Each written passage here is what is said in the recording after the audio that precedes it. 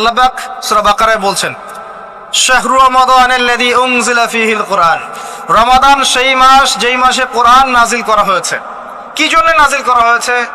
হুদাল লিন-নাস, এই কোরআন হচ্ছে মানব জাতির জন্য হেদায়েত, নট অনলি ফর মুসলিমস।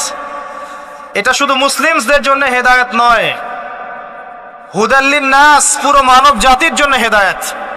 কোরআনে ইহুদির জন্য হেদায়েত আছে, খ্রিস্টানের জন্য আছে, অমুসলিম হিন্দুদের জন্য আছে, সবার জন্য কোরআন। এটা সাম্প্রদায়িক কোনো কিতাব নয়, এটা টোটালি অসাম্প্রদায়িক একটা বই, আল কোরআন। যে কেউ পড়তে পারে, এটা কারো পৈতৃক সম্পত্তি নয় যে একটা শ্রেণীর মানুষই পড়বে বাকিরা পড়বে না, সবাই পড়বে ইনশাআল্লাহ তাআলা। এটা আল্লাহর কিতাব, আল্লাহর কালাম।